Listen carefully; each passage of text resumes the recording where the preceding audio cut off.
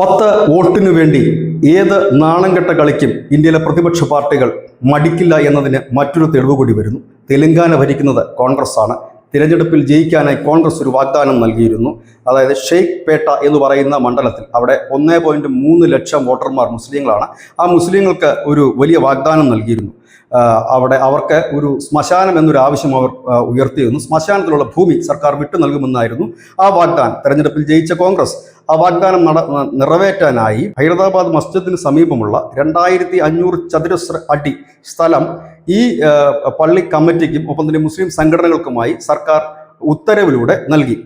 ഈ ഉത്തരവ് പ്രകാരം അവിടെ ശ്മശാനം പണിയാനായി എത്തിയ നേതാക്കൾ കണ്ടത് അവിടെ പട്ടാള വണ്ടികളാണ്. അവിടെ സൈനിക ഉദ്യോഗസ്ഥർ ഇവരോട് പറഞ്ഞത് ഇത് സൈന്യത്തിൻ്റെ സ്ഥലമാണ്, ഇവിടെ ഒരു നിർമ്മാണവും അനുവദിക്കില്ല, ഇത് പ്രതിരോധ മന്ത്രാലയത്തിന് കീഴിലാണ്, ഒപ്പം തന്നെ സൈന്യത്തിൻ്റെ പ്രതിരോധ ആവശ്യങ്ങൾക്കുള്ള ഭൂമിയാണ് എന്ന് പറഞ്ഞു. ഇതോടുകൂടി തർക്കം ആരംഭിച്ചു.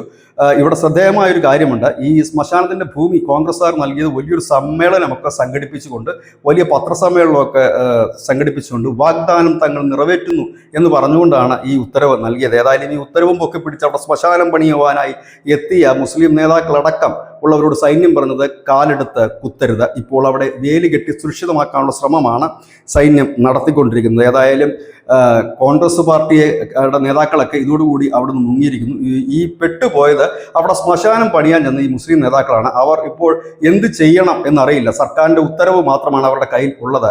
ഈ ഉത്തരവിലെ പൊള്ളത്തരം തിരിച്ചറിഞ്ഞപ്പോഴേക്കും അവർ വൈകി. അതായത് വ്യാജ വാഗ്ദാനം നൽകുക, അവരെ പറഞ്ഞു വിട്ട സ്ഥലം ഒന്ന് മാറിപ്പോയി എന്ന് മാത്രമാണ്. സർക്കാരിൻ്റെ അനവധി ഭൂമികൾ ഉള്ളപ്പോഴാണ് സൈന്യത്തിൻ്റെ ഭൂമി തന്നെ പതിച്ച് ഈ പാവങ്ങൾക്ക് കൊടുത്തവരെ പറ്റിച്ചത് എന്ന് തന്നെ വേണം മനസ്സിലാക്കാനായിട്ട്. ഏതായാലും ഇപ്പോൾ ഈ ജനങ്ങൾ ഒരുപക്ഷെ സർക്കാരിനെതിരെ തിരിയുമായിരിക്കാം. News desk.